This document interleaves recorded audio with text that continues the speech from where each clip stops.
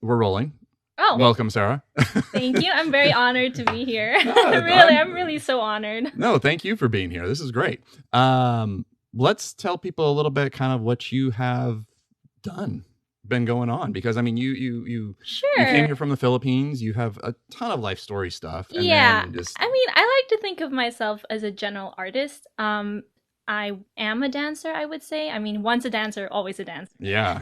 I mean, you've done it for 12 Yeah. years. Yeah, and more if you count like all the baby stuff. Yeah. Oh, jeez. The kid stuff, but although most of my training is dance, all types of dance, but mostly classical ballet. Nice. Yeah. Nice. Where'd you train for all that? Well, I think it all started in the Philippines, where I was born and raised. Oh, okay. Of course, it's From right the there. Philippines. And I did grow up there. I started training as a figure skater, actually. Well, first I started modeling at 3, and then I took a little bit of dance classes, and then I really focused on becoming a competitive figure skater. And it was my dream to be an Olympic figure skater representing the Philippines, which is Wow. really crazy back then because ice rinks was like non-existent Yeah. in a tropical country like the Philippines. How many are there?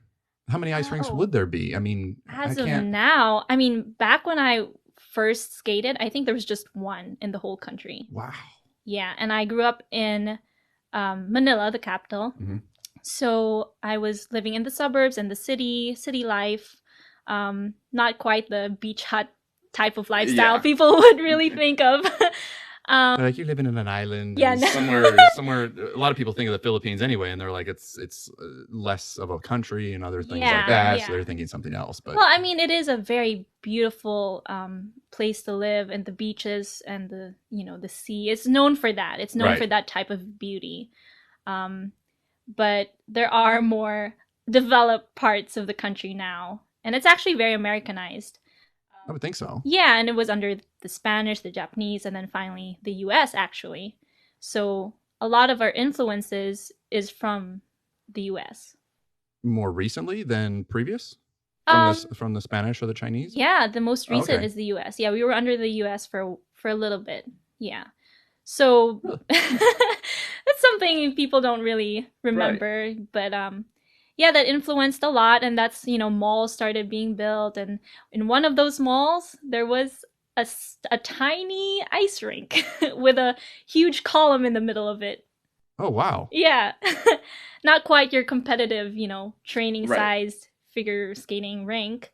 But that's where my dad first taught me how to glide and all of that. He taught me, everything, biking, swimming. And one of those things was ice skating in a tropical country. Did you just like it instantly? Was it one of those things that you were just like, I'm doing it and this is what I love? Well, I think I tried a lot of other things alongside of that. But it was around 6 years old when I saw my cousin ice skating, and I thought, hey, I wanna try it again. And some coaches saw me, thought that I would be good, and my parents enrolled me in classes. At 6 years old, I competed my first time. I won silver and I cried. At 6? Yeah, Oh, I jeez. remember because I struggled a little bit with, I think, what do you call it? ADD? Or something like that. So I remember that competition was very foggy. It was very cold. You were one of the first events because you were one of the youngest. So it was early in the morning. I remember my mom waking me up, being like, "Oh, Sarah, it's your turn. You're almost next." And I'm like groggy, 6 years old, not sure what's happening. And I enter this ice rink that's full of fog, and I start my program. Why is it full of fog though? Well, it's cold compared to the rest. Oh, I mean, gotcha. Yeah, okay. the rest of the yeah. mall, the rest of the You country. got the humidity. Okay. Yeah. So the fog, the ice is like foggy. Yeah. And I remember I got silver because somebody did like an extra number of movements than I did, and I had lost count at 6 years old. Right. Instead of doing 6, I did 5. So I won silver, which is very good. But I thought I was devastated. I was like, I lost. Because you got second. Yeah, because I got Wait, second. did your parents put a whole bunch of pressure on you for that? No. It's just you. I mean, at this stage, it wasn't very serious yet. my parents would. Well, I mean, you're 6 years old.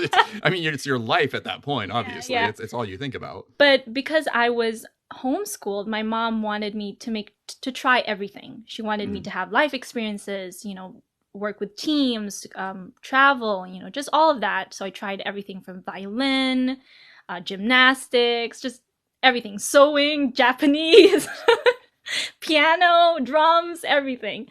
But after that competition, I was crying in the car, and my parents said, "Do you want to do this?" And I said, while I was crying, yes. Oh, that's great. And I was like, I want to. And I think that was the first time I thought of my future and said, I want to be an Olympic figure skater, which, of course, I didn't really quite understand what that encompassed or what that meant. And especially in the Philippines, I mean, there was no training. Barely any ice rinks. At that point, I think there were 2 in the country. And none of them were real size. They were miniature. How big is miniature? Well, they're not quite Olympic size or hockey size, which is even bigger, I think. Really? I think so. Well, it was probably like a quarter. Okay. The regular size. I think like Olympic size is massive compared to even massive. like a hockey size, though. Well, I'm not sure the sizes, but I know that it was like a quarter of that. So small that when I started... you get like 3 strides in and you're like, gotta turn around. Yeah, and you have to learn how to train alongside non-professional skaters, like people who are just there for fun, because there's only 2 in the country. Like everyone wants to try figure skating or ice skating. And it was so small that I remember when I would start training like big jumps, like doubles, which was, for my country, that was a lot. That's like, wow, know. If I fall, I would slam into the wall. I would like fall on my back, hit the bottom of my spine, and continue sliding and slam into the wall because it was so small.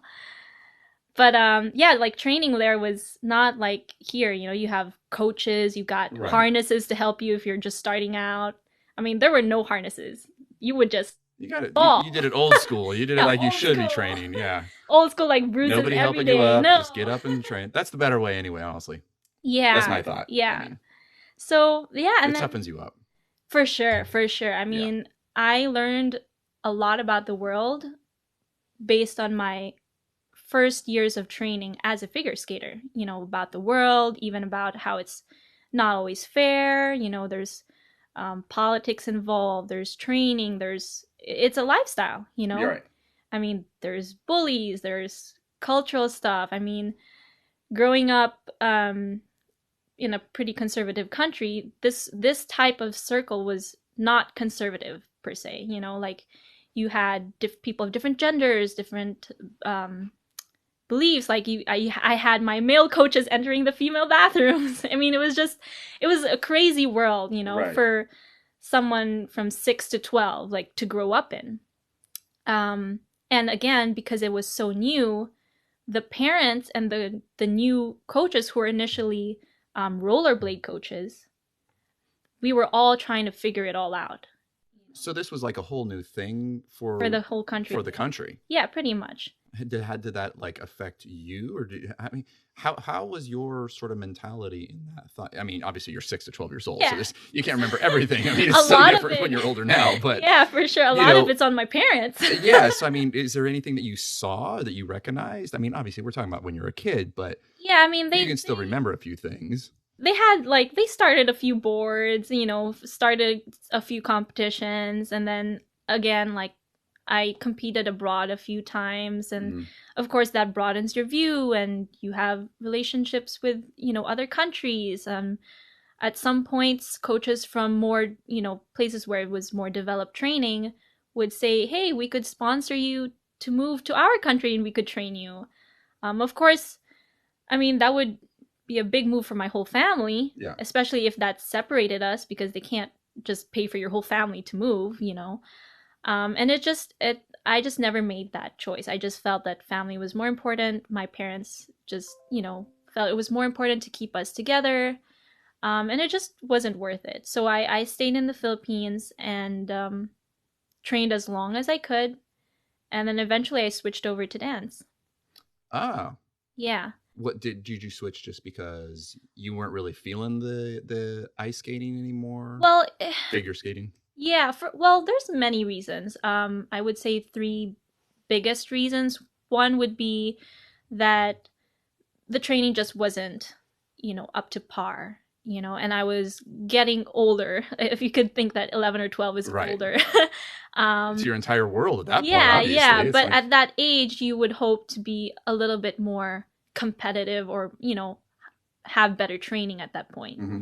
Of course, my parents did their best to get videos and, give me classes when I could and all of that. And it was a very good experience for sure. But it wasn't, I would say, up to par at that point.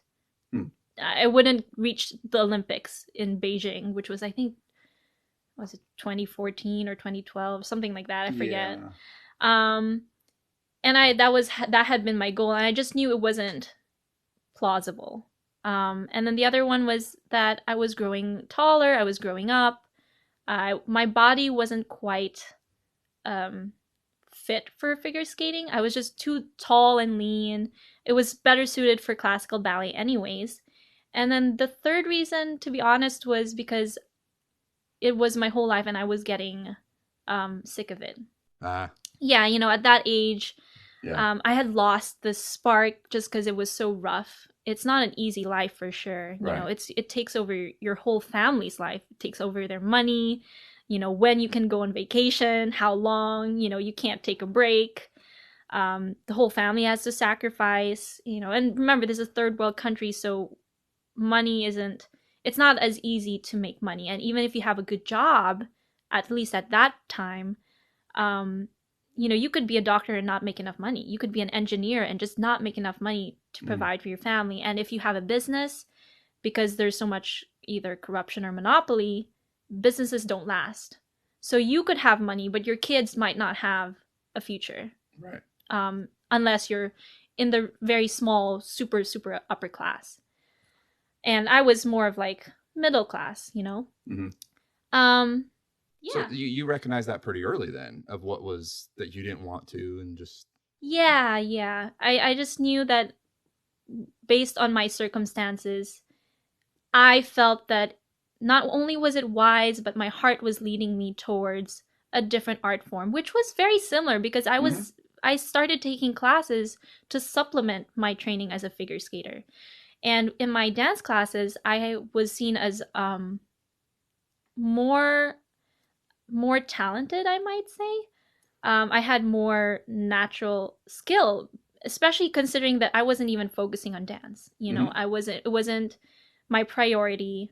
And then when I was 12, which is kind of late to really start focusing on dance for classical ballet, when I had decided to really switch over, I improved in a faster rate than would have been normal, which was good because I needed that because I started so late. What was the reason for you accelerating faster? Was it just because of the past figure skating and you being able to get there, or is it just... I think it's natural everything. ability that was there?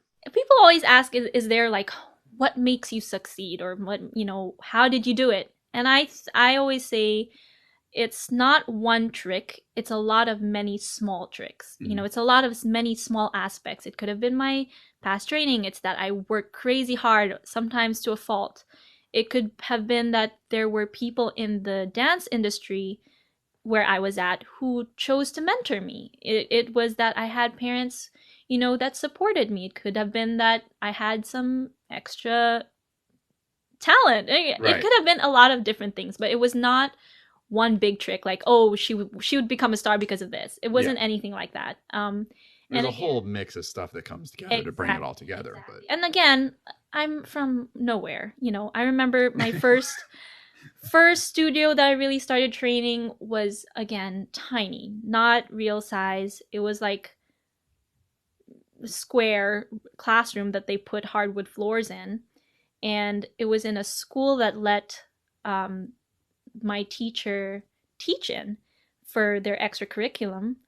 and you would have to drive into this like dirt road to get to the side school. Wait, when was this? Like, how long ago? I was about 11, 12. That's Okay. around the time when I was thinking, figuring my life out, what I wanted to do. But I mean, in terms of time though, like what year are we talking? Like 2005 or 2001? So let's 2010? maybe 2006, 2005, 2006. So we're talking, 12, 13, 14 years ago. We're still barely having a dance studio in the Philippines where you have to drive in a dirt road to get to. Yeah, I mean, there were just to put in context of how of where technology is in terms of like Manila and what we're looking at in comparison, because the people listening or watching, of comparison course. of what we have now. It's to the idea to fathom that there's somebody in another country that people are going to all the time. Yes. That people are still driving on dirt roads to go to a dance studio.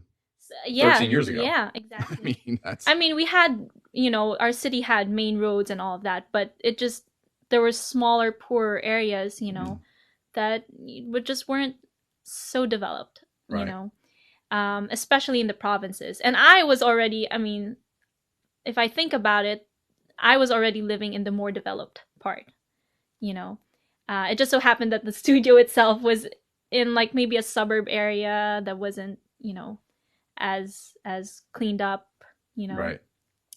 But then there were, at the same time, around that time that I decided to really focus on dance, there were 3 main dance companies that are recognized in the Philippines, and I think in other places as well. Mm-hmm. It was the Philippine Ballet Theater, which I actually don't know if they're still there. There was Ballet Manila, which Ballet Manila, which was set up by a prima ballerina of the Philippines who married rich. So she made her own. A prima ballerina? Yeah, she had trained in. Her name is Lisa Makua. She created her own company, and then there's Ballet Philippines, which trains and dances a lot in the cultural center of the Philippines.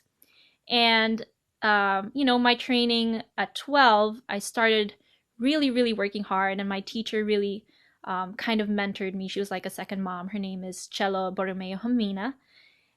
She made like a, what do you call it, a studio company, a small company, which I was part of, and then she would send us out to these 3 bigger companies. She would kind of like almost like loan us out so that we would get training and we would get the experience of dancing big classical ballets or these amazing contemporary choreographies by world-renowned artists. She would bring in choreographers from other countries. She would make us take exams from other countries like Australia, and so she was really the one who was pushing me at that point and helped me develop before I came to the US. Wow. Yeah, so and then I worked and trained. It's not, this is a whole lifestyle, so you don't just take a class a few times a week. You take classes every day. Morning and night. If you start working with a professional dance school, it's usually attached to a company. And at my level, I was training both with the school, and then I would also take classes and train with the company. So I would train basically the whole day, like 5 to 6 times a week, which is abnormal. And I was lucky that I was homeschooled, that I would get to compete when I was figure skating. I get to travel, I get all these experiences and train while still getting an education. And what was cool about that was my parents got to choose my curriculum, and I ended up studying under a school in the US. So I got a US diploma. While still living in the Philippines. Still living in the Philippines. And that's another reason why I speak English. Because my parents decided it's a more universal language, it's better education, so they chose that route for me. Wow. Would you suggest, to other people that are, younger and that are 12, 13, 6 years old, would you suggest them taking the same route as you have been able to? I think everyone is called to something different. I recommend, I know that homeschooling isn't for everyone. because it takes a level of commitment from the parents. Because I think education is important. And my mom was very careful to make sure that I had the complete education and not just give me a book with multiple choices to answer for a test or to just go online. Like I had real books. She would order real lab, specimens. She would, get boxes and have them shipped with real microscopes, and she would have me go on trips, and she would make me write about them. She would, set up school. What do you call it when they go out on a trip? A field trip. Field trip, okay. Yeah. And every experience that I had, she would make me write. All my tests and exams were long ass essays. It was hard. She made it hard. Right. And I appreciate that because she really spent her whole, her life really trying to educate me, raise me up, support me, bring me to my classes and competitions and make sure, we had money for that. So it is a huge commitment and it's not for everybody. But if you can do it well, it is way more, I think it is better for the child. Gotcha. If you can do it well. So a lot of your experience in growing up and how you've been able to do it, even if somebody was the same age as you started, it's still going to take all the commitment from the parents. I think for the most part. Well, nowadays, I mean, you have so much more things to draw from. Nowadays, you can partner with schools to do extracurricular activities. You can partner with schools to take some classes with the school and some, at home. You can partner, like a lot of the dancers who are training in New York, when I ended up with the School of American Ballet, a lot of them partner with special art schools that work with your schedule, knowing that this is the route that you want to take. It's not regular hours, not regular school. So they work with you, that's also an option. Nowadays, like I said, there's so many options, but I do think that there is so much more positives when you grow up with your own family and, you have better influences. You have, your family's always together. You can travel together while studying. Does your family still live in the Philippines? No. So we moved in. Everybody just like, I'm out. Well, that's another crazy twist to the story. So 2008, right? So I was dancing. I had experience with all three dance companies at that point. I think I was at my third Ballet Philippines and I was doing well. But my parents, they kind of had this feeling that they would have to send me abroad if I really, really wanted to make it big as an artist. And if I wanted to make a good living, let's be honest. Did you want to? I mean, did you want to make it big as a dancer? I mean, for sure. I wanted to be or as an artist, best. Making a ton of money and millions, Not that it's impossible, especially now, but it just all the opportunity, the greatest training, the biggest ballets, they're in other countries, not the Philippines at that point. Now we have amazing ballets and we have amazing companies now, but I just think of the ballet and I think a lot of like Eastern Europe and Russia. And that. Exactly. You want to go back to the roots, know, where, like you said, there's Russia, London, and the US, where the really, really big known classical companies are. So anyways, that was kind of in the back of our heads that, our daughter's an artist. We need to find a way for her to survive. And the economy in the Philippines just wouldn't, that just wasn't a thing. Back then everyone always says like, oh, if you're Filipino, your parents want you to be either a doctor, a lawyer, or I think an engineer or something like that. Right. And if you're not that, you're just like, you're a failure or something. But thankfully, it seems to be that way throughout most of the Asian cultures, anywhere in that sort of realm of the time zones, I'll put it that way. But thankfully, my parents weren't like that. They just said, we're a Christian family, and they were always involved in the church, and I grew up with that.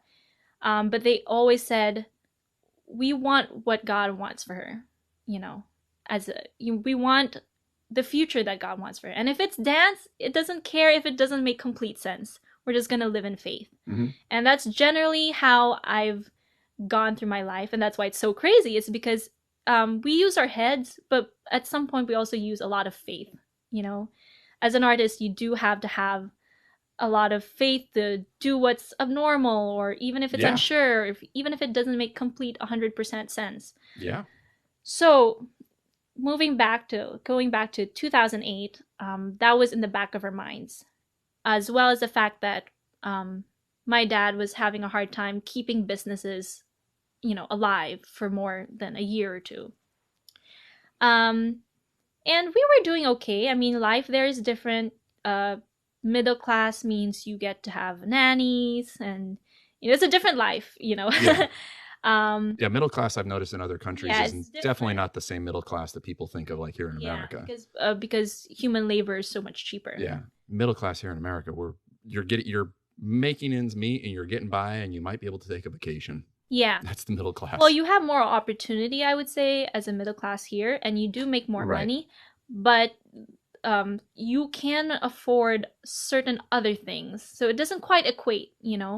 For example, you might be worried about, paying your bills, your electric bill, but you can have a nanny. It's kind of weird because the nanny just doesn't cost much, and if you're trying to make ends meet, you want to work, might as well pay for the nanny. It's kind of like paying for daycare. It's interesting. Okay. It just doesn't equate, the same. Yeah. Whereas people here have washing machines and dishwashers, it's cheaper for us to hire a person to do it all. Gotcha. It's just, people have a hard time understanding, but it doesn't quite equate. You are richer here as a middle class, but you can also afford different other things in the Philippines. So, you're also not dealing with the same laws that I'm just trying to think of, like the stuff that you like the stuff that you have to deal with, like in the westernized countries of America and stuff like that. We're dealing with all these laws for labor and all this other stuff that we can't do with that is, and we could say allowed in other places, but it's just sure. I mean, minimum wage there is not, we don't have, at least back then, what I understood, it wasn't a thing. I like how back then is like barely 10 years ago. Oh, I'm thinking that was nothing. I don't want to say something and people in the Philippines are like, no, that's wrong. Right. But from what I understand, don't worry about that. Let the people in the Philippines watch this, and that way they can comment and be like, say something else. That's true. Correct me then if I'm wrong. Correct us all. Say whatever. I mean, so I remember everything endearingly, I remember things with love in my heart. So but that is what I remember of my life back home. And when I left, so my dad had come to the US to kind of scout out what opportunities would be here. Business. He was hoping to maybe start another business venture, probably. We had traveled as a family to the US maybe twice before that, but my dad had decided to see, what opportunities there were. Mm-hmm. Well, due to complications or whatever, the Chinese side of my family, because my dad is Chinese, but his family had been born and raised in the Philippines for many generations. Okay. So he was like Chinese Filipino. Right. And then my mom was Filipino, Spanish Filipino. So her last name is Joven, which means young in Spanish. And it's a nice last name to have. Yeah, Joven. Right? My mom's maiden name and dad's last name. So, the Chinese side of the family had let my grandfather had some money. Okay, we didn't really, experience a lot of that, but he did have some money, and he had let us live in one of his houses, which was a huge blessing for us. My father, I think, had decided not to work for him because of many reasons, and so in a way, like, in some ways, he was an outcast. He didn't have the best of family. Mm-hmm. Not that I don't love my Chinese family. I have great relationships with them, but it's a little complicated, and I'm sure everyone can understand. It's a family thing. Everybody. Yes. So, at that point, my mom, 2 brothers, and we were still in the Philippines, waiting to see what would happen, and we were wanting to take a vacation and follow my father there to the US to see, just have a family vacation also. But like 10 days before we were going to leave, my grandfather says he's going to kick us out. And so we were like, okay. I, being a child, don't understand all of what happened and why. But that just, just changed everything. Changed my whole world. In 10 days, my mom had to sell everything, manage all the passport stuff, which was going crazy at that time. And just we just left with our luggages. Wow. And so we came to the US with, visas to visit, just tourist visit visas. And we were there and we were like, okay, I guess this is where God wants us to go. So you guys just left the Philippines on tourist visas and didn't have anything left there? Yeah, I mean, it was a really strange 10 days. I mean, in 10 days, it's like the rug just got swept out of us. I mean, I was 15. Oh, okay. Turning 16. Yeah. So it was winter here. And it was Christmas because I remember I had my 16th birthday in New York. So you guys left the Philippines and went to New York? Yes. You just landed in New York with tourist visas and you're not sure. Yeah.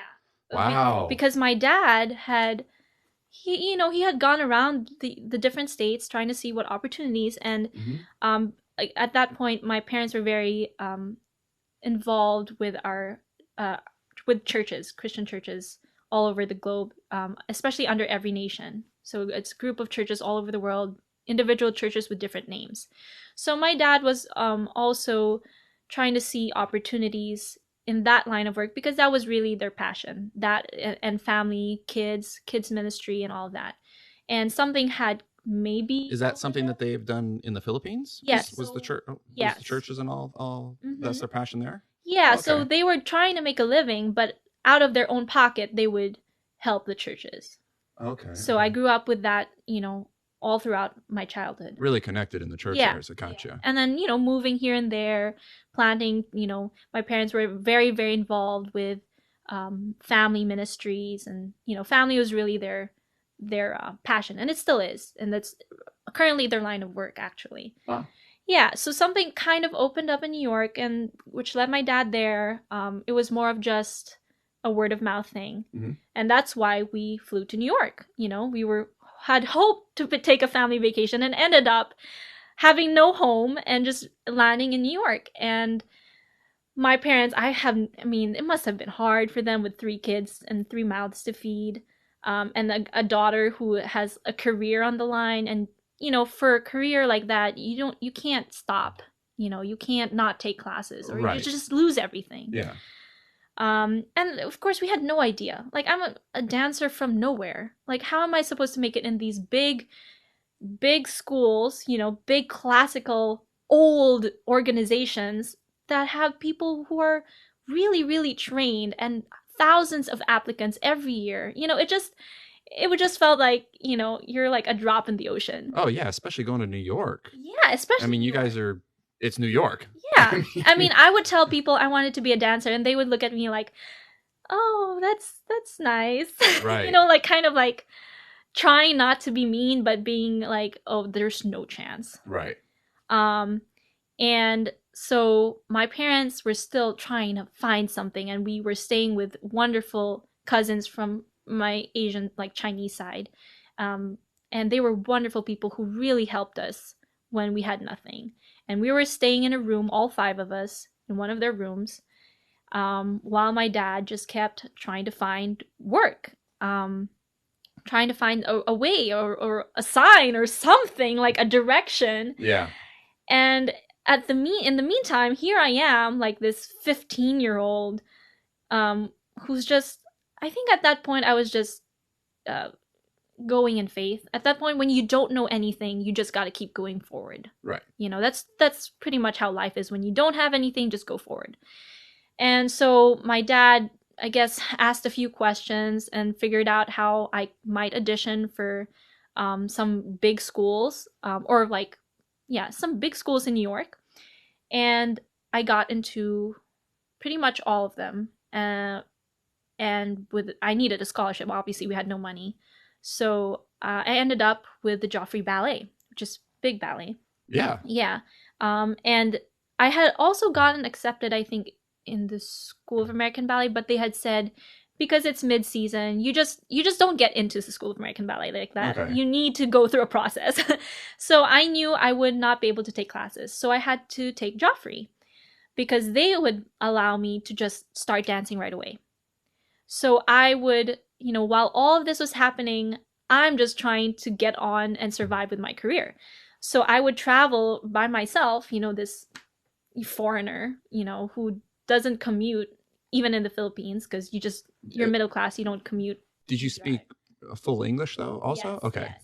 yes. So your education from the Philippines has really helped Yes, you. Okay. yes, for sure. Especially because my education was under a school based in the US, a Okay. homeschooling branch that kind of had people in the Philippines. Gotcha. And I was just thinking like, okay, you're in New York, you're a foreigner, and if you spoke full Right? English, you're like, how are you in Joffrey? And all of a sudden you're just like, what a mind blowing It that would was. have been. In fact, during my audition, I kind of I fainted because I had just been really? on the plane and I was spinning and I was turning and it was a long studio. Remember, these studios are longer than I'm used to. Uh-huh. And I'm spinning all the way from one end of the room to the other. And I see blackout. Did you just like get off the plane and like 3 days? 3 days? Oh my gosh! And it's a 14-hour flight. Yeah. Plus, the world is crazy, and you're carrying these luggages, and you have 2 younger brothers, and your mom. It's just you hadn't seen your dad in a while, and now you don't have a home. It's just like, it's a bunch of hullabaloo, and it's crazy. Wait, what was that word again? Hullabaloo. Hullabaloo. Wait. Hullabaloo. Everybody. New word. I'm not even sure if that's in the dictionary. It's a word. It's a word now. Hullabaloo. Yes. So I'm spinning, and I start to black out, and I still keep spinning because I'm like, I need this. Oh my God. I need a scholarship. So I keep spinning anyways, and I get to the other side, and finally, like, my vision starts to clear up a bit. But I literally was fainting as I was spinning, and I told myself, I'm not gonna stop. I'm not gonna stop in the middle of the spin. I'm not gonna stop in the middle of the classroom. So I just kept going, and I got a full scholarship. And then I climbed up to the highest level, took a few summer intensives. Did they know that you, like, the people that you were auditioning for, they didn't recognize that you were almost fainting? You just powered right through it and... Yeah, and that's not the first time I fainted in an audition, so... Oh, great. It's great. Is this like a normal process that it happens? You're just like going along? I guess it happened twice to me. So wow. I've had to do stuff like, with 102 fever, like my first dance recital on point, actually, I had a fever. Or, you learn how to dance injured. You learn how to, survive. I've had years where I cannot walk. I can only wear sneakers, and I can't walk because of a torn ligament or something. Mm-hmm. But I'll dance. Is that something that a lot of dancers go through? Is that, they're powering through, their mind, whatever illness, their feet, whatever it is. Is that something that happens a lot? Yes. You power through a lot of pain, just like athletes, just like football players. You're almost always injured in some way. Mm-hmm. But but I'm just thinking, okay, you have your athletes, you have other sports and stuff like that. But when it comes to the dancing, especially, it just sounds like you guys are always having to power through something if it means going on to the next thing. For sure. I'm trying to think of what the mentality there is. It's very competitive. Yeah, because you're on a very individual. Mm-hmm. I guess the mentality thought that I'm thinking of, that I'm trying to equate to other sports, is not the same, because dancing or figure skating, it's not a team. It's not a team. It's very individual, and you only have a certain amount of time, because you don't see dancers. It's very, very short-lived. 25 or 30 years old. For sure.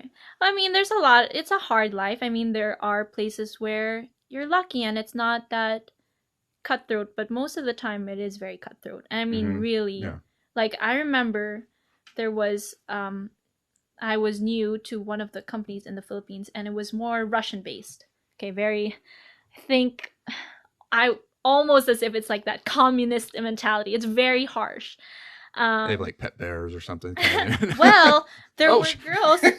No, not bears, but the girls. One of the girls got jealous and just like razored some other girls' leotards. You hear crazy stories. I've had a time again with that same company where I had a quick change, and someone stole my costume, and I had like barely 2 minutes to change, and I'm here crazy, like panicking because you're scared, you don't want to get in trouble, and this is with 1,000 people audience, whatever, Right. several, you can't just mess up. So what I did was I went to the back of the stage, I looked into a bin of extra shoes and extra costumes, I put 2 left shoes on that were different sizes that didn't fit, and I went onto the stage. I just would not miss my entrance. Wow. So, I mean, I have crazy stories, and not everybody's is like that. There are places that are wonderful. You've got camaraderie. When you're in especially a company, a quarter ballet of girls, you do have to find, a sense of like connectiveness, because you are a core. You have to dance as one. And there are places that are very, very nice, but it is a very cutthroat world. I mean, it just is, Right. Especially, now it's starting to get better. They're taking more, ethnicities, more variety. They're not so much into the skinny anorexic look. They're more open-minded, but it is, especially if you stick closer to the original classical ideas of ballet. So wait, are you saying that most of the time they were taking people based on looks as opposed to what the actual quality? Very big part of. I mean, you've got to have everything. Really? I mean, it's a very cutthroat world. You can't just be pretty. You can't just be skinny. You can't just be flexible. Right, you got to have training. You got to have everything. I guess I was just thinking in terms of it's because it's competitive in terms of your talent and your sport side of things. So it is based on looks, though. Still, a lot of it. It's a big it's not so much that it's just based on looks, not like quite like modeling. Okay. But the aesthetic of a ballerina is a very specific thing when it comes to the classical world. The ideal, is you got to fit into a very small box. They have a very specific idea.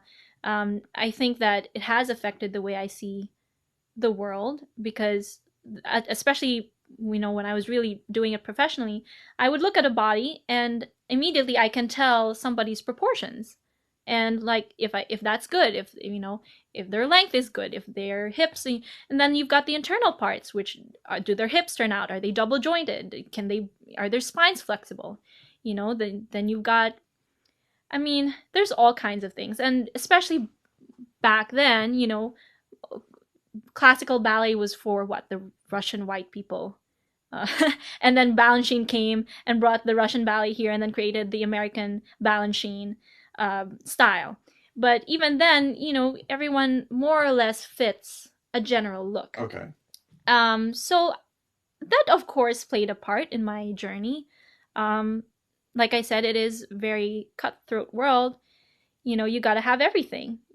There's thousands of people all over the world that want to get into these schools, even just for the summer courses. Because, as a dancer, you go somewhere every summer to train extra because you can't stop. So you got the regular training, and then you got the summer courses.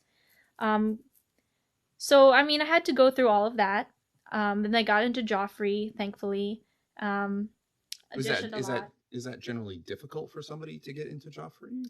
I mean, it's a good school. It's a very known school. It's one of the older ones that I had known of, even coming from the Philippines, where I knew nothing. Okay. So so I would say it's a great feat for someone who was from my circumstance. Gotcha. And I think it's a good school. I think it's New York. Obviously, it's not in the back alley of something. No, it's a big city. It's the Big Apple, where everything is. I always say New York's the capital of the world because everything is centered there. Yeah, everything. The UN is there. Is the UN there? Yeah, it is. I didn't know that. Yeah, the United Nations are there. Wall Street is there.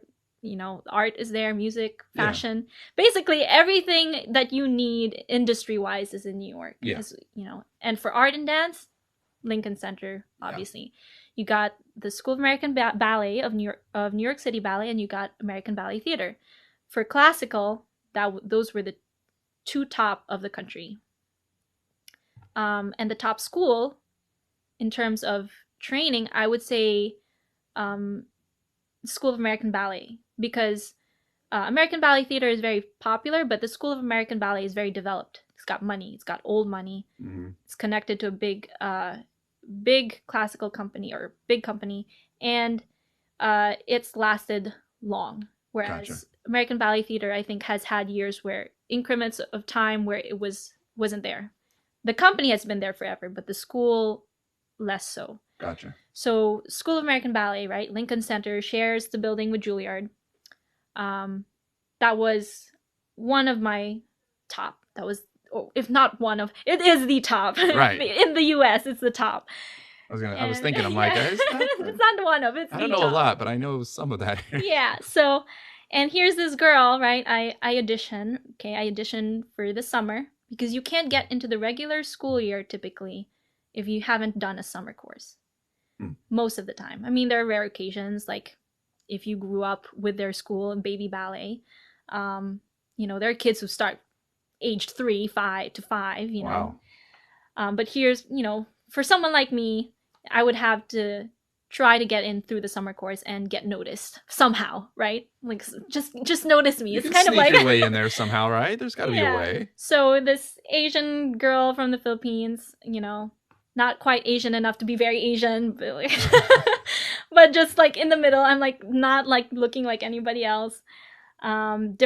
Slightly different body type. Anyways, and with Russian training. So I had Russian ballet training, not Balanchine, American classical training. Mm-hmm. So I go here and I struggle. I mean, from the very beginning, I struggled in this school, even in the summer course. And at the end of it, again, cried because I wasn't asked to stay. And here I am. At one point, I remember not having a school because I had been hoping so much to get the School of American Ballet, which was a crazy hope anyways, but somehow I just gave everything up with the other scholarships with Joffrey and the other schools and American Ballet Theater and whatever. And I was just hoping that I would get the School of American Ballet. Well, I didn't. And someone told me, why don't you just audition again? Try again. They have a secret, like a less popular audition for some of the people who had done the summer course, and they said, you know, maybe we'll think about it. So I audition again, and they say, after this audition, they told me, if we don't call you back, you're not in. Oh. So. And this is for the secret audition? Yeah. Okay. For one of the more, it's weird that I call it a secret. It's not really a secret audition, but it's not a, you know, known audition that is. It's not the main audition. Yeah. You know, like not a lot of people know of this audition. Gotcha. And of course, it's a very. This school, it's like parents aren't allowed to enter. You know, it's very scary the moment. It's very imposing the moment you enter. You got to sign in. You know, parents are only allowed in certain parts of the building. And if you want them to watch, they have to sign something, and it's just very imposing. It's very what's the word? It's like intimidating. Yeah. Very intimidating. You got top of the line studios, you know, with windows that, you know, fog in if you want to close them or fog out if. I mean, it's just crazy. It's a very imposing school and very scary, and teachers are. It's like, what are they doing in there? Yeah, exactly. It's a very scary school, and you know, teachers can be very harsh. You know. Anyways, I take this audition and I don't get a call. Of course, crying again. I mean, you're always crying. Your career always seems to be in jeopardy when you're a dancer, even when you're a professional. But so I'm waiting for this call up till 12, and my parents are like, oh, they're crying inside for me, I'm sure, and they're trying to, you know, keep hopeful. But again, they're like, okay, Sarah, just go to sleep, go to sleep. And I don't get a call, and I'm like, oh great. The next day, I'm like, okay, I guess I might as well audition for more schools. I get a call like a day or two later, right when I'm going to another audition. And they said, some of the teachers of the School of American Ballet think that they like you and think that they like you. or something like that. Yeah. And they apparently they fought, some teachers fought for me, because everything is a hierarchy system, everything is political, everything has, of course, within the organizations of classical ballets, there's things happening. And apparently the principal did not like me. So the other teachers liked me, the principal did not. So they call me and they're like, we'll let you come to the School of American Ballet, but you're on probation. Wow. And I'm like, do I celebrate? Do I'm like, oh, whatever. I'm in the School of American Ballet. And I'm like parts of me, of course, being the perfectionist, I'm like, feeling sucky because I'm like, oh, I'm not good enough. But in reality, I'm like a nobody who just got into the School of American Ballet. And of course, that's, for a Filipino born and raised, that's never happened. So I'm, over the moon. It's a miracle, to say the least. I mean, all of this, my whole life, it's just been a series of miracles. Mm-hmm. And it just went on in faith, and it just happened. I just ended up there. So I trained there, and it's, Well, what does the probation part mean? What is that? It just means that if they don't like me, somebody doesn't like you one day, they're like, you're out. Wow. Okay. Now, but remember, no money, right? Everyone there, it's expensive. School of American Ballet, of course, it's expensive. Right. Can't afford it. Well, so I write to doctors and ask them to sponsor me. Random doctors who I get in contact with through a family friend who's a Filipino doctor, and he helps pass my letters along, and somehow I get enough for my tuition for the first year. And so I'm training. Okay, this is a miracle, but at the same time, it's a difficult life. It's harsh. I develop all kinds of mental problems, emotional problems, whatever, even a couple eating disorders, whatever. I mean, that's not unheard of when you're a dancer. Thankfully, I'm healthy now. Mm-hmm. I don't recommend it, guys, because really you are healthier and it's better off when you... Is that something that often happens with a lot of dancers? They go on specific diets so that way they're end up with an eating disorder? It's very prevalent. I mean... I would probably see that because it's a specific diet, and then you guys want to keep your, as you said, there's a specific look, so they're... And I struggled. I mean, I didn't look like most girls, What do you mean? How so? I mean, it's like small things that nobody would ever know. I mean, people, it's funny, like if you say like my neck's too short, like people don't really care in the regular world about your neck, but small things like that, like I wasn't tall enough, I'm Asian, so I'm not gonna be as tall as the taller Caucasians, mm-hmm. I'm not as boxy, I have more curves, I've got softer muscles, I'm not as cut up as some Caucasians. Like I'm, I have softer lines, just things in my head, I don't have big enough arches, whatever. I was very, very, very, very flexible. And still, I never felt like I was flexible enough. It sounds like there's so much pressure just on the looks right there. Yes, there is a lot. And it's not everything, for sure. Right. Hard work. And especially nowadays when people are like all about diversity, all about, you got so many famous dancers now that defy the normal age or defy the normal look. And they're like, it's all about hard work. And that is true. It is very true. But for the general public, or the general, industry, there is a very high standard for what a ballerina looks like in the classical sense. Because we have to remember that this isn't, I love contemporary companies, but this isn't a contemporary company. Mm-hmm. This isn't, this is classical ballet. You've got classicals like Swan Lake. I mean, this isn't like a small ballet. The top of the line. Exactly. Yeah. The top tier is what you're... Exactly. And this is what you've done, though. Like, did you ever want to go into the contemporary? Did you want to do the other stuff? I mean, I did everything. You learn everything. You have? Yeah, so you learn everything, especially back in the Philippines, a lot of contemporary. But then you also do some classical big ballets, and then you have the newer choreographies. But generally, the line of training that I was at was for classical, whether that means Russian classical or Balanchine American classical, which is a little different. But it's still classical ballet. Mm-hmm. And so my training there, great training. I had to completely change the way I danced, change my technique, change everything, because I was trained as a Russian classical dancer, Vaganova. And this school and the company that it's connected to, it was very Balanchine, which is American classical, basically. Mm-hmm.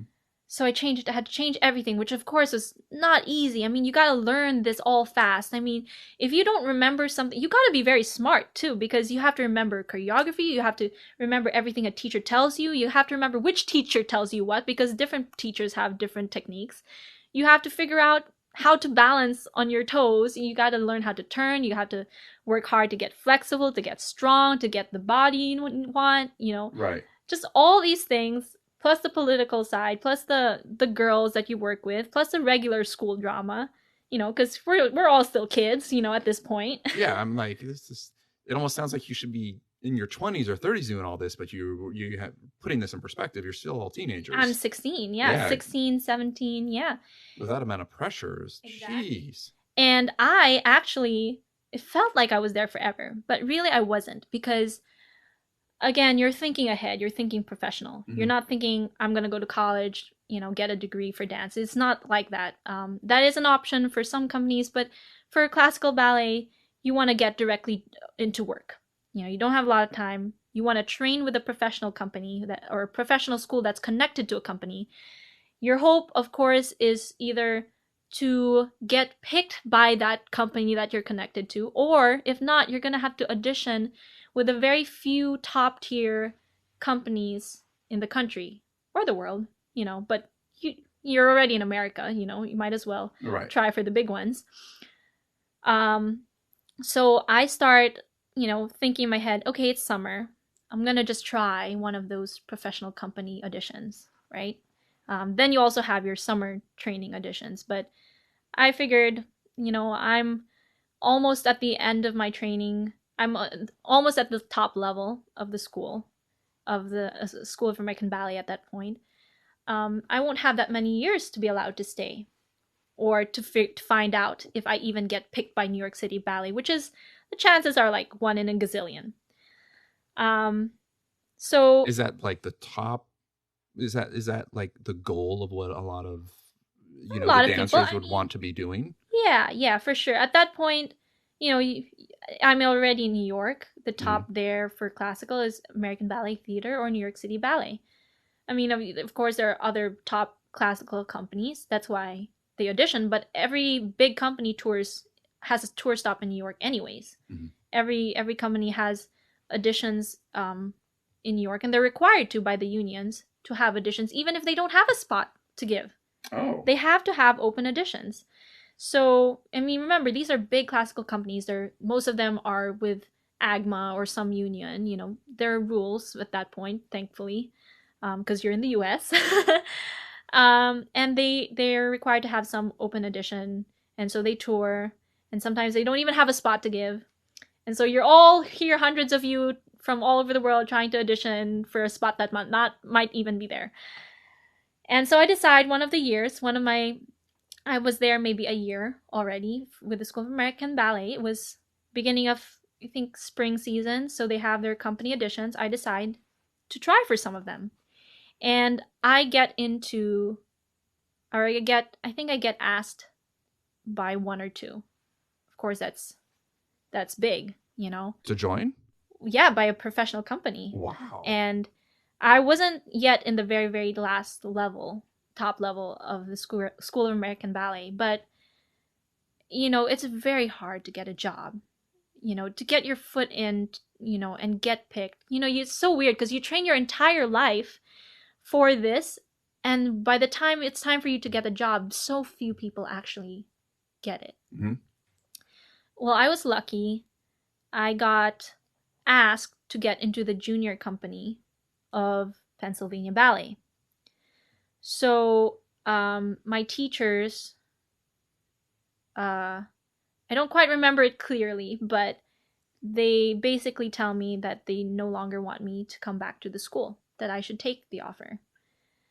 And for me, it's disappointing because, I've always felt like I had opposition from the school, from different people, and a lot of help as well. But it's not the dream send off that you have as a ballet dancer in a school. You hope that maybe I'll get to the last level and I'll get to perform and I'll get to get a chance to get picked by the New York City Ballet, but it was meant to be. So I went, and again, you have to remember, on a visa.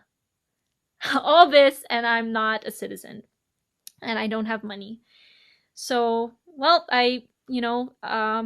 So you took the job in the Pennsylvania one? Yes. So what happens is I'm 17 years old. I moved to Philly to try, to take this position with this junior company, which is almost like an internship, right? Which is still a big deal. I mean, it's better than nothing, especially in this level of the industry, especially for me. And so I go and I have nothing. A friend of a friend referred me to somebody who had a studio in West Philly. Not the nicest, safest place, in a small road. And I'm sleeping on a couch, paying $400 with my luggage. And this job, that's their studio at that point, was out of the city, and so you got to deal with figuring out how to get there, commuting for hours, sometimes in the cold and the slush and the rain. And I laugh about it because there were times when I'd be my body would be aching, right? I'm outside, it's nighttime because I've been at the studios the whole day. And everybody else has a car or a way to get there, or they pay the trail, which is more expensive. And I have to take the buses because that's cheaper. And I'm standing here in the middle of nowhere, dark, big roads, next to a cemetery. No one's there, and I'm like freezing. This girl from the tropics is freezing in the ice cold winter, and it's slushy. And you know that, like when you see the bus and it's leaving the bus stop, and you know it's not going to come for another 30 minutes to an hour, and you're in pain, and you don't know where your life is going. And I was like, sometimes I would just have a pity party. It's warranted. It's warranted at that point. I mean, come on.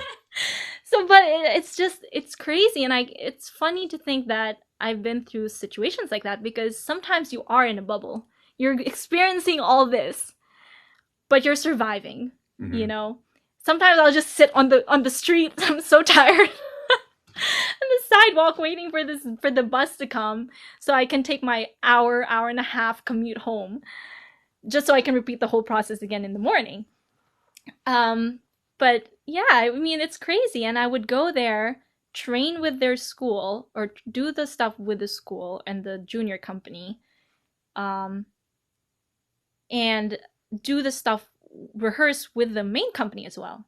Now, when you're new in a main company, there's a hierarchy system, and you have to go through, what's the word? It's like when you're in a sorority or fraternity, they make you go through something. Like a process of like they make you go through a process. It's like a hazing type. Yeah, type of. So there's stuff like that. Okay, you go through sort of a hazing like process, especially if you're not even an apprentice. You're just in the junior company, so you're really like an intern. And again, not getting paid because I don't have my papers. So they're trying to, in the process of all this, they're trying to apply for my work visa, while my family is trying to apply for a green card. My parents are doing their own thing. Okay. I'm doing my own thing at 17 years old, just trying to go on, right? How are you still, though, in America under a tourist visa for that long? So my parents, they got a job. So they were already in the process of applying. Okay. So we were here legally through my dad's work visa. Gotcha. So that's how you were able to stay and get in. Okay. Mm-hmm. Being that age. Okay. My parents had gotten a job with another Every Nation church in New York, and they were taking care of the family ministry, the children's ministry, all of that. Gotcha. I was going to say, what's the secret here that you need to tell people how to stay in America under yeah, that and go to school? And I actually gotcha. That's the thing. I went through the process the real way, guys. I didn't cross some wall. There's nothing. Yeah. I wasn't fresh off the boat trying to. Damn it! Why didn't we have that? I need a guest that has done those things so we can tell people what the secrets are. No, I didn't go through line of fire like I know some people who have though. Oh. Yeah, I didn't do that. I came here. I'll bring them on and we'll just blank out their face so that way exactly. the government doesn't know and learn the story. But yeah, no, I mean, I didn't go through that way. So I'm here, sort of working, sort of not, busting my ass, living. Are you working another job while you're doing this also? Or is this just, okay. Can't. This is your whole life. I mean, gotcha. You don't have time for another job. Yeah. This is your career. And so my poor parents, they try to supplement me as well as what the doctors that would sponsor me, like people who would help, anybody who knew my situation. I would write thank you letters, I would do anything, right? Whatever. And I would have been paid. Like I would have, if I was, if I had working papers at that point, they would have paid me. But even then it would have been like $400, $800 a month, not a lot. So I'm living on this stranger's couch, right? And doing this work. And the company is trying. When you say a stranger's couch, do you really mean like a stranger or somebody I didn't know who she was. So still referred. I mean, I knew her, of course, after. Okay. But I didn't know her before then. Gotcha. And even now we're just acquaintances, I don't really see her much. Oh, tough situation. Yeah. I mean, I was out of the house most of the time, right? And studying, obviously, because I had to finish my education. So through all of this, I'm somehow, trying to pass with good grades. But yeah, I mean, sometimes I was even self-taught. I mean, you gotta learn how to study with, little time and little resources. So I'm doing that, right? And the company's trying to sponsor me a work visa. And a year later, it didn't work. So they were like, I get called into the office, cry again. They're like, oh, we can't keep you. We got to give your spot to someone else. And this is after a year? Yeah. A year of busting my ass for no money, living, hoping that I can secure a spot. Why can't they keep you? I mean, if you're already there. Well, they can't legally hire me because I don't have work papers. So since that didn't work out, they're like, well, now we have to give your spot to someone else. But then the good thing is, a week later, I think, my parents get our family green card. It gets approved. So of course, processes, right? Yeah. And actually, I just became a citizen like last year, July. Oh. Yeah. So I did the oath taking and all of that finally, but it's a long process basically. Through these years, it's a process. Yeah. And so I'm like, yes, I can keep my job. And still, I'm an intern. I have another year of this hazing process, of crazy stories, of having to stand up for hours while everyone else gets to sit down. You get to stand in the corner. You have to learn a whole ballet. They expect you to know it and be able to jump in any time. Even if you've never been taught this thing, you just got to learn it by watching. A whole hour's worth of dancing. Jeez. And you got to learn it from your tiny corner with 6 other girls in pain because of your point shoes of standing for hours. It's a hazing process. I mean, looking back on it now, would you still do the same thing? I would. I'm glad. Okay. It's a great. I mean, it made me the person I am. Mm-hmm. I think that God doesn't make a mistake. I mean, the world makes mistakes. I make mistakes, but somehow through the good and the bad and the mistakes, I believe that God can make it still work out for the good of those who love Him. So I think that, whether it was the best choice, whether it was the wrong choice, I'm glad to where it actually led. Okay. So, go through this hazing process, and we moved studios finally inside the city. I'm making like $800 a month, and I'm surviving because, for a girl like me, $800 is a lot. Right. My parents, of course, supplement by paying my phone bill, but I get an apartment. I get a little bit of help from other people, but basically I'm living on $800 a month. learning the lifestyle of a dancer, learning how to work in a company, learning the new rules of the union, how things go. You know, it's a hard life. It's like you're always auditioning. It's like you take class and you rehearse every day, but it's always an audition. It's always stressful. But it also has a lot of rewards when you get to do what you love. And I had a few moments. I had a few big moments of when I got to experience a little bit of that. Not a lot. Very few and far in between, I would say, in my short career. But I have had, experience traveling, touring in Canada. So, well, but if you say, so you did 2 years of the interning. Yes, 2 years. And then what happened after that? Got fired. Almost got fired. But yeah, I mean, again, like you're always auditioning. Yeah. And but I proved myself. So you worked on from there, and then you just became full time. Yeah. I mean, what happens there? I my way up. I mean, you go from internship to apprentice, and from apprentice to company member.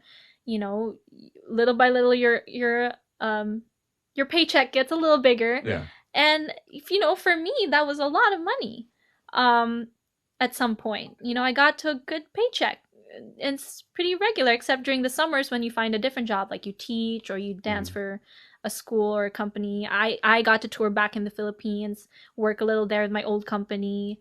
You get to, sometimes you have touring performances in the summer. Like I got to tour for the 50th year of Pennsylvania Ballet. We did a lot of tours, so we got to perform several times in Washington's, DC's, the Kennedy Center. So I got to perform there. I got to tour to Canada. Got to perform in Vail, Colorado for this big festival where all the main big companies, including New York City Ballet and American Ballet Theater and Boston Ballet and all of that, they are there and they perform together for this big festival and we collaborate. So in a sense, I got my dream of being able to dance with New York City Ballet and American Ballet Theater, which is, I mean, that's big, Okay. How long were you doing all this?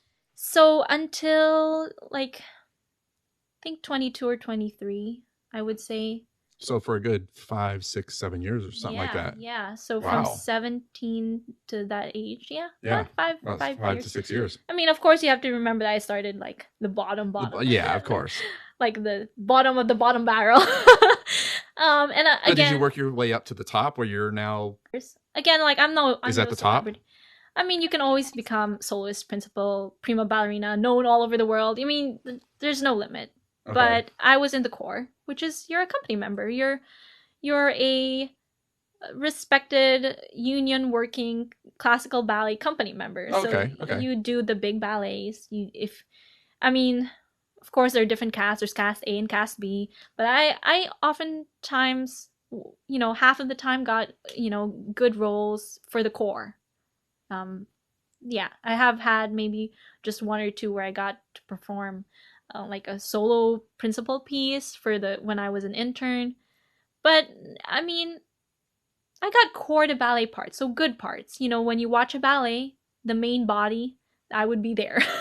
Gotcha. And that's not bad. That's not a bad feat for someone who came from nowhere. For a big classical company, I'm glad that I got there. Yeah. And they got to tour and got to perform and got to get paid for it. That's great. Yeah. Is there something throughout all that time, especially, being in Philadelphia and all those places that you saw that is kind of your main driving factor that pushed you to continue going? I mean, is it something that you just really wanted no matter what, and that was your goal, or was there something else there, or does it just... I would say I'm an artist and I dream of really putting my emotion and my artistry into the dance, into my art, whatever it is. I always said I loved taking an emotion and putting it into other people, into the audience. And, doing that by telling stories. That was my biggest thing. That was what I loved the most. I was very graceful. I was known for being very graceful and being able to connect with the audience. as a skater, I mean, I won most artistic as a figure skater. Not a big award, but in my country's competition, I got something. And then I became a dancer, and that was my thing. Is they liked my arms, they liked my, the grace part of it. Mm-hmm. The technical side, it was always something that I always had to work hard on. It was always it can't be weak, because obviously you're all professional. So it wasn't weak, but it was the weaker side of my work, something I was always working on. I could do a few tricks. I was, again, very flexible, so that was in the technical side. But in ballet, yeah. But I always had to work. What would be the tricks in ballet? Well, I mean, what would be considered that? I have like high extensions, for example.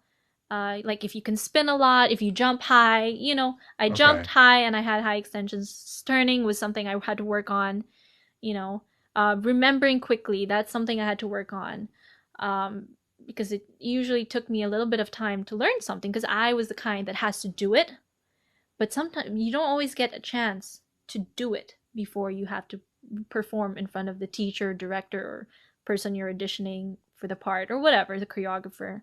Mm-hmm. Like I said, it's it's like always like you're auditioning for, at least for that big of a company, for that grand of a company. We were a pretty good sized company. 50 to 100 is, that's a lot of people. You don't always all get to dance, Right. And you don't all get the part you want, which was usually my case. I always had to work extra hard. It's just the way it is. It's not that I'm sad about it, but it just was the case that I often had to work harder. But I have had my opportunities where I ended up being one of the favorites. Sometimes, very rarely, but there were times when that happens and you get a good part. The last year so I was taken in as a company member when Roy Kaiser was the director, and he was one of the people who helped start this Pennsylvania Ballet like 50 plus years ago. And then he was a dancer and he became a director. And when he was there, the last year when I finally won him over was the last year, the 50th year, and then after that he had to step down because of political reasons. And that's when everything changed.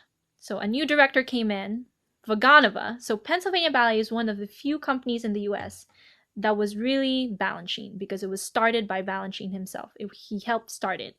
So that's what made it unique.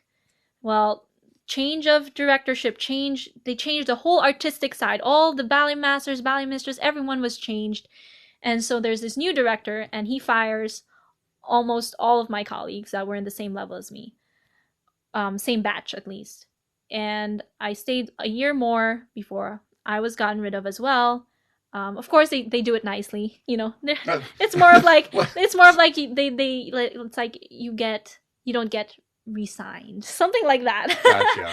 Because every year you have to get re-signed. It's this kind of job is very, it's not stable. It's not, you got to prove yourself every year.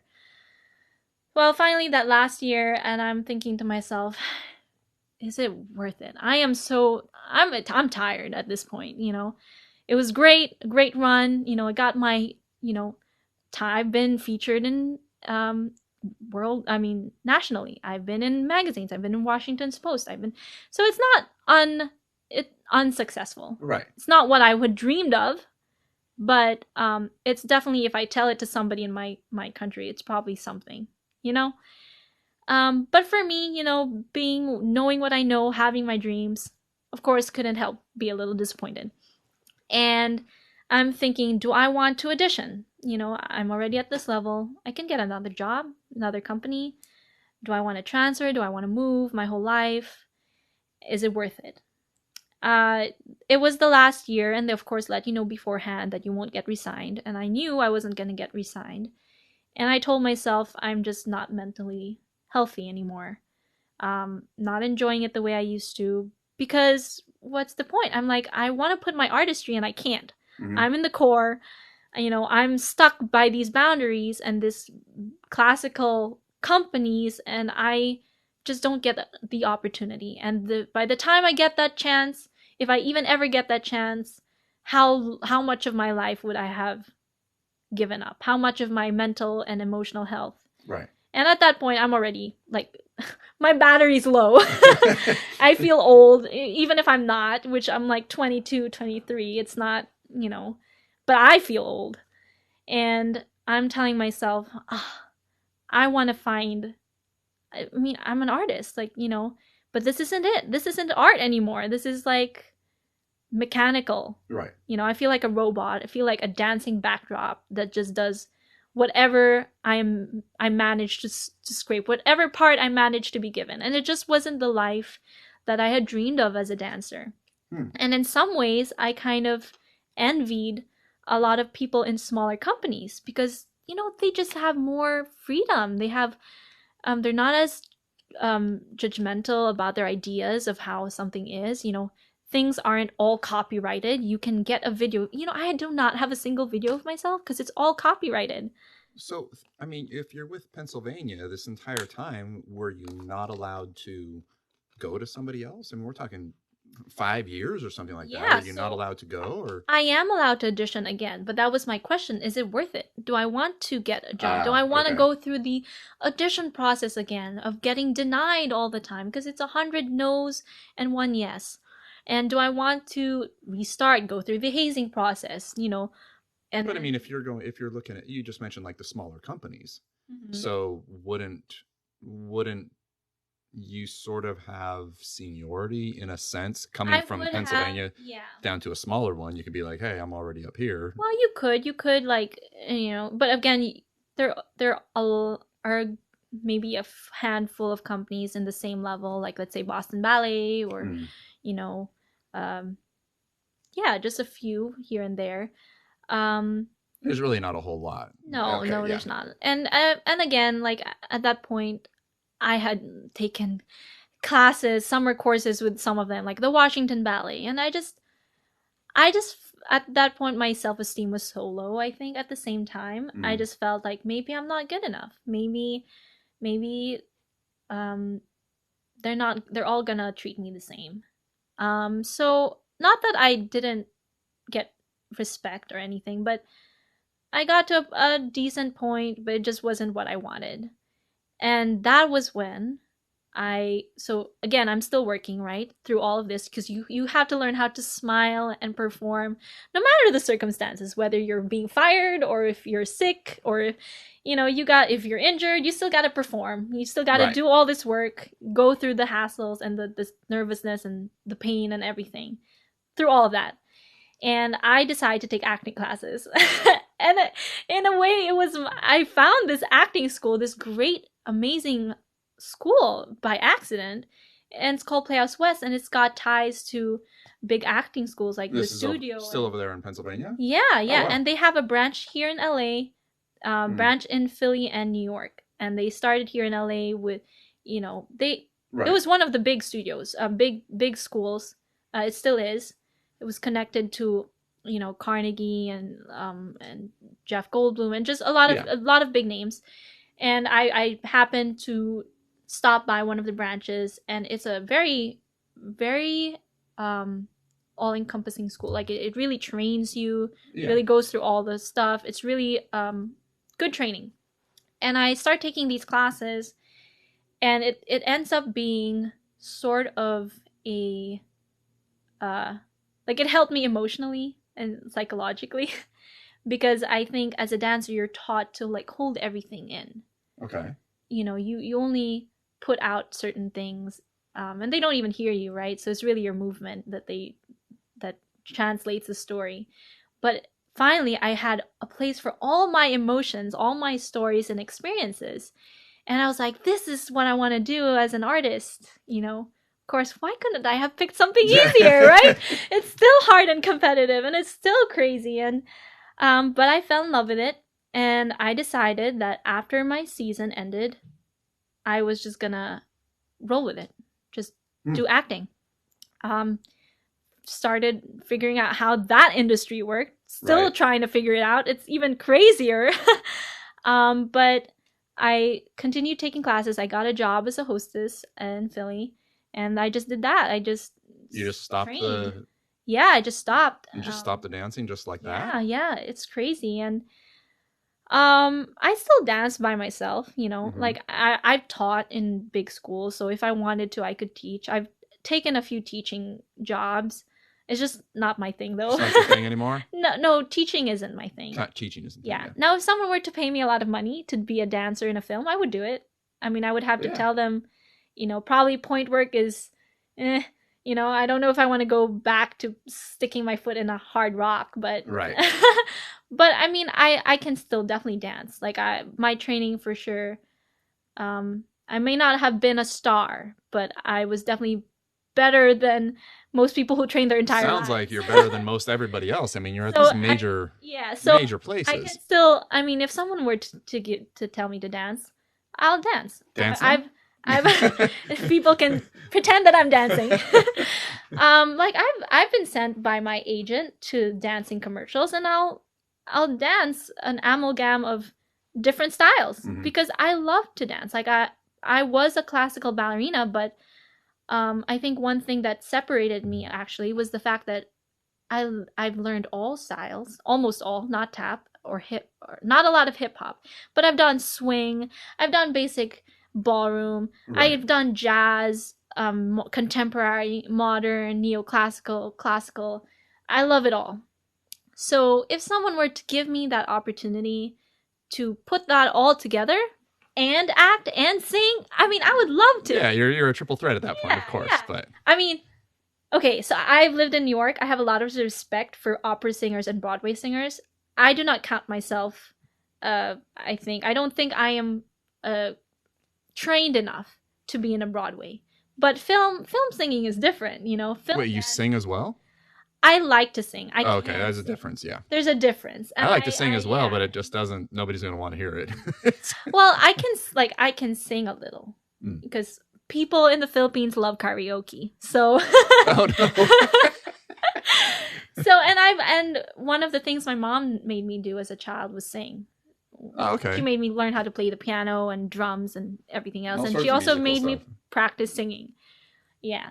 So not I'm not classically trained or anything. Yeah. You know, I have too much respect for musicians and singers who are trained to say that I'm one. But if someone were to say, "Hey, we're going to make a movie, you know, you can sing a little tune," I wouldn't mind doing that. And dancing? I mean, of course that's the dream, right? To put everything that you've learned together. Yeah. But anyways, that's off topic. Yeah. I'm focused on acting, did that for 2 years, studied for 2 more years. Wow, right? wow, And I wow. feel like I'm always studying, always training. You have been. Yeah, you never stop though, right? No. But the dancing, you just like stopped that? It was just I just stopped. I mean, you found another avenue that you were just like, this is a lot better, and just decided I'm good? Yeah, I mean, I think I was also a lot jaded. I think I also had like been training my whole life. Where's my life gone? Yeah, I'm just thinking, I mean, you've spent essentially your entire life doing that. Yeah, and I did it for a few years professionally, got paid a good amount of money for it. And then just was like, yeah, I'm good? Well, that's I'm out? the crazy thing. You know, I had thought that this was where my life was. You know, you have ideas of this is the dream. This is where I am. I finally have it. I finally have it figured out. And then you don't. I mean, at that point, I was hoping to go on with this company, get a better home. I was hoping, hey, what if I get married and stay in Philly, even if I didn't really like the city? My job's here, right? And I'm thinking, you know, start, you know, getting a bank account, investing, being an adult, right? Like this whole new thing of being an adult. And it just ended up not happening. Gotcha. You know, it was a start, you know, I had started everything, you know, but it didn't follow through. And so it was a surprise. So I would dance, but I would dance by myself. I would, you know, I still take my own bar for my own health, you know. I can still dance. I can still do things that most people can not do their entire life. I can still jump, turn, whatever. Hold my head up in the air and hold my leg beside my head or on top of my head or whatever. Whatever. Split on 2 chairs, whatever they would have me do. I can still do those things, but I'm not doing it professionally. I'm not being paid to do it consistently.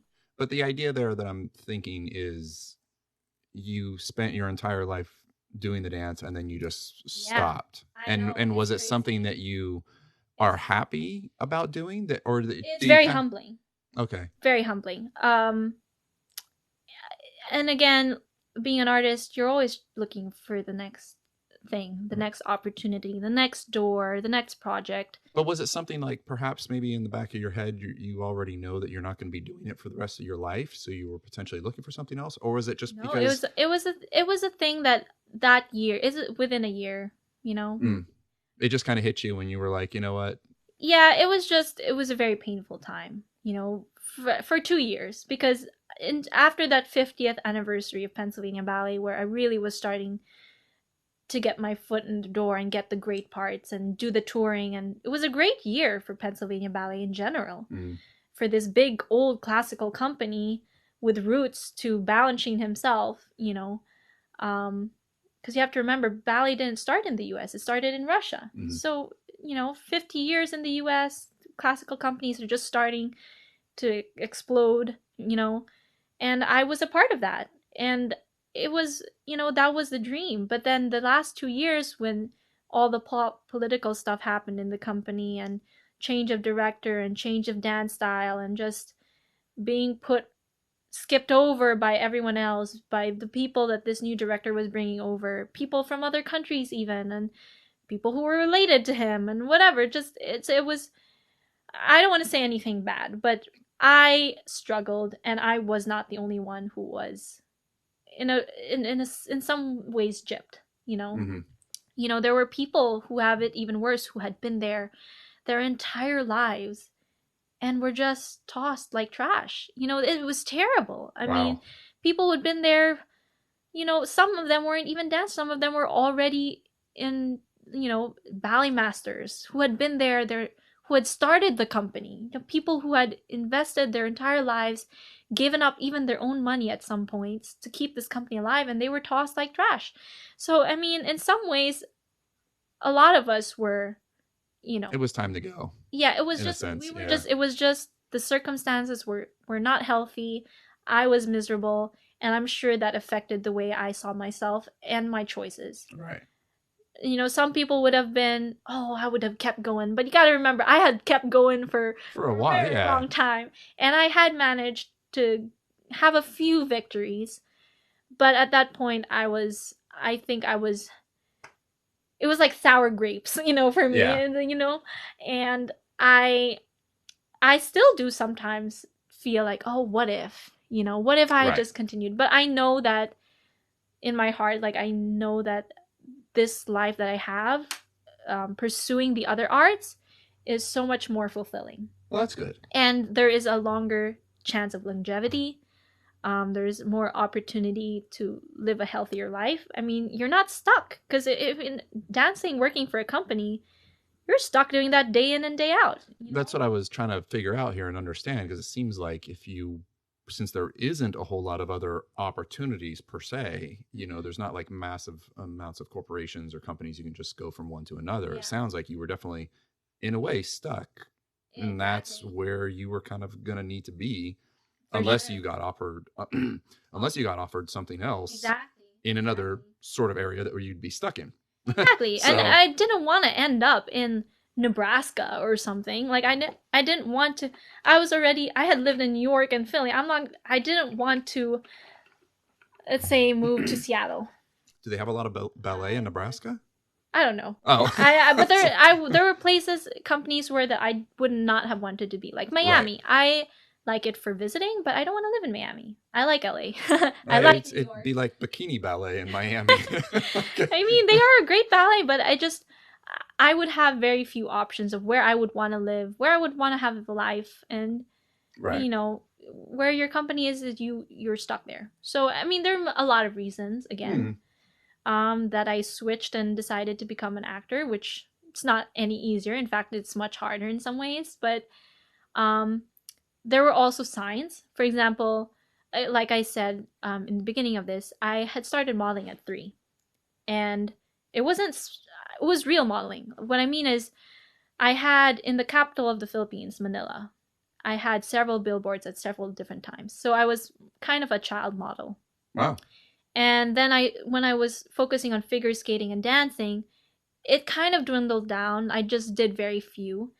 And then when I was a dancer, completely forgot about it. Moved to the US, right? Who's gonna take me as a model? I'm not 5'10", whatever. But then I started being asked to do more of dance modeling again. And then that's spiraled more and more to some collaboration, some style, fashion modeling. And it kind of opened my eyes to some opportunities. And when I was taking classes as an actress, I of course looked for an agency. And they took me as both a model and a talent, so an actor or whatever. But because it was Philly, it was mostly industrials and mostly commercials, so they had me mostly modeling. So, hair modeling, some catalog, whatever, small stuff like that. And then, fast forward to today, it's something that just keeps popping up. I get to work as a model, as a fit model for a brand, Yeah. You followed the path that it's been leading to, which is yeah. So that kind of goes side by side with my acting, because what does? So the modeling and the acting go side by side now. Oh, right. It just ended up that way. It wasn't my choice, but I like how it's happened, It's something that I've often wondered, like, do I really want to be a model? Do I want that lifestyle, that pressure of having to look good all the time? Yeah, because you've just spent your entire life focusing on being a dancer, and you've had so much pressure there. Yeah, so you taking another path in another route of being pressured that's a whole other thing. So it is. I think though that the process of trying to figure it all out in the process, I've gotten a lot healthier. Mentally, getting out of the dancing. Yeah. I think I've been now in a better, healthier space. Do you think that happens often with a lot of dancers? I think it does, because you come out of this shell of a world, like this tiny world, and you realize, gosh, I was focusing on such tiny things that doesn't even matter, and I was great when I thought like I sucked every day. You do feel a lot of times that you suck every day. And I think that's why, because you feel like no matter how good you are, you're not good enough. And that's something everyone struggles in, I think, in their life in one way or another. But it is very, very strong or heavy, I would say, when you're a ballerina. Right. Wow. So, I mean, as a model, it's not to say that it's any less, right?